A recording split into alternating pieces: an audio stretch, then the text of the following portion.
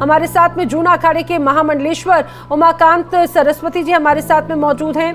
उमाकांतानंद जी, क्या ये भी अपने आप में एक रणनीति को दर्शाता है? एक तरफ ये कि भाई पहले वो शिव मंदिर, लेकिन बाद में उसे बौद्ध धार्मिक परिसर, और उसके बाद में एक अलग लड़ाई जो है वो यूनेस्को ने उसे एक अलग धरोहर जो है उसे वो घोषित कर दिया।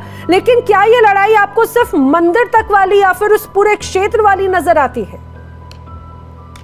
देखिए, इसमें मेजर साहब ने बहुत अच्छी बातें की। जहां यूरोपियन या ब्रिटेन का शासन, कॉलोनियल शासन रहा, जाते समय उन्होंने बांट दिया ऐसा कि ये लड़ते रहे। और मंदिर की जो बात कर रहे हैं या बौद्ध स्थल होने की बातें हैं, बौद्धों का प्रभाव ये तो सनातन से ही निकला हुआ एक धर्म है।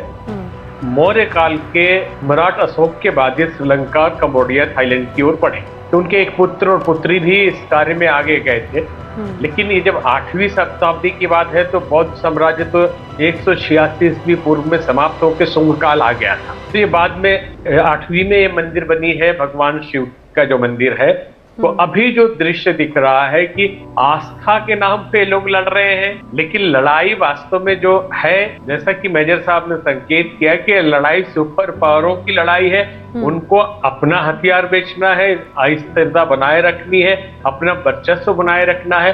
आपका जो समंदर पार हिंदू आस्था का दिव्य प्रमाण जो हेडिंग है, ये बता रहा है कि लोगों को जो भ्रम है कि हिंदू अल्पसंख्यक है या इसी भारत में है, जनसंख्या भले ही हमारी कम हो जाए, आज एक ही देश में हम सीमित हो जाएं, वो भी सेकुलर राष्ट्र में, नेपाल से भी हिंदू समाप्त हो जाएं और वहां हिंदू राष्ट्र न बचे, लेकिन पूरे विश्व में सनातन की ही आस्था रही है हमेशा से, और उसके प्रमाण अनेक देशों से मिलते रहे हैं और मिल रहे हैं। आर्कियोलॉजिकल सर्वे से, खुदाई से, वो सूडान हो या अन्य देशों में भी, या इंडोनेशिया में जो मूर्तियां हैं और भी चीजें हैं, या कंबोडिया में ओंकार वाट का मंदिर है, या अभी जो विवाद आया है इसमें एक ही मंदिर नहीं है, वहाँ 4-5 मंदिर है। इसमें से ये एक मंदिर की चर्चा हो रही है। और ये संघर्ष दिखाई दे रहा है कि सनातन के आस्था के लिए है, भगवान शिव के आस्था के लिए है, लेकिन लड़ाई वर्चस्व की है, जमीन के कब्जे की है, ये समझ के चलना चाहिए। बाकायदा ये कहा गया है कि दोनों ही सीमाओं के जो नागरिक हैं वो अपनी अपनी सीमाओं में आ जाएं, चाहे बात कंबोडिया की हो या थाईलैंड की हो। तो इस तरह से एक अलग तनाव जो है वो जरूर नजर आ रहा है। लेकिन उमाकांतानंद जी, जिस तरह से, क्योंकि इस पूरे विवाद की जो मुख्य वजह है, मुख्य रूट जो हम देखते हैं वो मंदिर के इर्द गिर्द है, खासतौर से शिव मंदिर, प्राचीन शिव मंदिर, और उसको लेकर पिछले काफी समय से विवाद रहा, जो विवाद सिर्फ मंदिर से ना होता हुआ तमाम सीमा या क्षेत्र के तौर पे नजर आता है।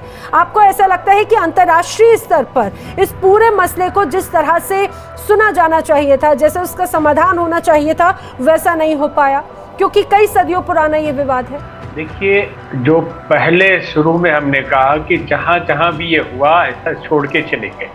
कंबोडिया और थाईलैंड ये दोनों बहुत साल तक, जैसा अन्य गेस्ट ने कहा, कि दोनों आपस में लड़ते रहे, लेकिन संस्कृति दोनों की एक ही रही है। अब जो है विवाद मंदिर का है, लेकिन मंदिर का विवाद नहीं है। अब इसे अलग अलग तरीके से लोग कहें कि मंदिर के जमीन के लिए, जहाँ अभी एक गेस्ट ने कहा कि मंदिर तो आपका है, घोषणा कर दी गई, जमीन हमारा है, तो ये कैसे हो सकता है कि मंदिर किसी का हो जाएगा और जमीन किसी का हो जाएगा? तो ये दो देशों को उलझाने के लिए अलग अलग तरीके हैं, बहाना मंदिर हो या जमीन हो, ये शांति से न रहे, हमारा शासन बना रहे। हमेशा से बड़े जो सुपर पावर रहे हैं वो इस नाम पे कि हम दुनिया में एकता समता लाएंगे, गरीबी अमीरी मिटा देंगे, लेकिन शासन किसका होगा? मार्क्सिस्ट और कम्युनिस्ट का, रसिया का होगा।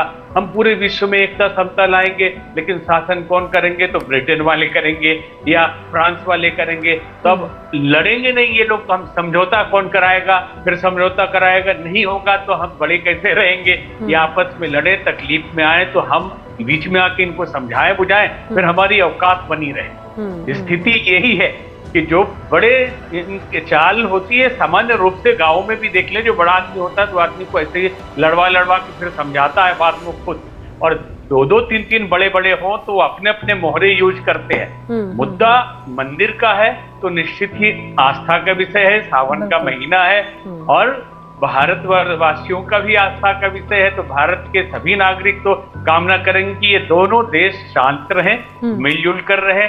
कभी एक ही थे दोनों, क्योंकि देखिए भारत में भी बहुत सारे राजाओं का शासन रहा है, आपस में लड़ते रहे। काशी के राजा अलग, मगध के राजा अलग और कश्मीर के राजा अलग। इतने रियासत, इतने राजाओं की लड़ाई के बाद भी भारत एक था। तब भी भारतवर्ष था या आर्यावर्त था, और इनकी भी स्थिति वही थी कि कंबोज या और भी जो नाम उसका आप देंगे, ये सब एक ही साथ रहते थे। छोटे छोटे राजाओं में लड़ाइयाँ चलती रहती थी, लेकिन आज की लड़ाई न कंट्री की लड़ाई है, न राजाओं की लड़ाई है। इनको मोहरा बनाया गया है, और इन्हें समझ में जितना जल्दी आ जाए उतना अच्छा है। और भारतवासी सनातनी, तो आपको ऐसा लग रहा है कि मंदिर का तो सिर्फ नाम है, क्योंकि इन दोनों ही देशों के बीच में पुराना सीमा विवाद रहा है। मंदिर का एक नाम है, लेकिन लड़ाई कुछ और विषय की है। इसको एक अलग रूप देने की कोशिश की गई है। जी हाँ, मंदिर केवल नाम है, मंदिर कोई विवाद का विषय नहीं है। और मंदिर में कोई ऐसा खजाना नहीं रखा हुआ है जिसके कारण ये लड़ेंगे। और बहुत बड़े सनातनी आस्था को मानने वाले नहीं है जो मंदिर के लिए लड़ाई कर लेंगे कि हमारा मंदिर चला जा रहा है और हमारे मंदिर को तोड़ के कुछ और बना दिया गया है, इसलिए हम उसके लिए लड़ रहे हैं। मंदिर से कोई लेना देना नहीं है, ये जमीनी विवाद है। और जमीनी विवाद बहुत पुराना है, जैसे अपने गेस्ट लोगों ने कहा। लेकिन साथ ही बार बार हम संकेत कर रहे हैं कि ये बहुत शांत प्रिय रहने वाले दोनों एशियाई देशों को उलझा के रखा जाए, ताकि हम इसमें चौधरी बनकर अपना काम कर सकें। उमाकांतानंद जी, जो सवाल मैंने पहले पूछा माथुर साहब से कि ऐसे में अब आपको भारत की भूमिका क्या नजर आती है? आपको क्या लगता है, भारत को क्या इस पूरे मामले में हस्तक्षेप करना चाहिए, या फिर किस तरह से अब आप स्टैंड देखती हैं? देखिए, भारत की भूमिका तो आज की तारीख में पूरे विश्व में अहम है।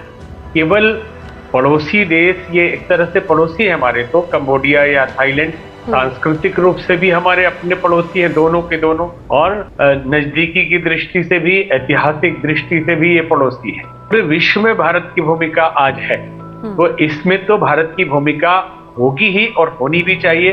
तो निश्चित ही भारत ही इसका समाधान ढूंढेगा, क्योंकि एक तो राजनीतिक, नैतिक दृष्टि से, भौगोलिक दृष्टि से भारत को इसमें इन्वॉल्व होना ही चाहिए, ताकि ये दोनों शांत रह सके, मिलजुल के फिर से रह सके और समाधान निकालने की वजह से। एक अतिथि ने कहा कि आपस में दोनों तय कर लें कि दोनों पूजा कर लें भाई, विवाद न रहे। दोनों देश वाले जाके, जैसे अभी जो अपने गुरुद्वारे का पाकिस्तान वाला प्रॉब्लम था, तो वहां के सिख भाई भी जाते हैं और भारत से भी जाके वहां कर लेते हैं। तो इसमें भारत की बहुत बड़ी भूमिका होनी चाहिए और होगी भी, ऐसा हमारा अनुमान है। क्योंकि दुनिया में कहीं भी दूर दूर के सुपर पावर आके हस्तक्षेप कर रहे हैं, और दूसरे देश रसिया और यूक्रेन जैसे लोग आशा करते हैं कि भारत उसमें कुछ सलाह देगा या मोदी जी देंगे। उसमें अपने ही पड़ोस में इतना बड़ा सा गड़बड़ होने लगे और भारत चुप बैठा रहे, ये संभव है नहीं। आप सभी मेहमान मेरे साथ इस चर्चा में शामिल हुए, आप सभी का बहुत धन्यवाद सर।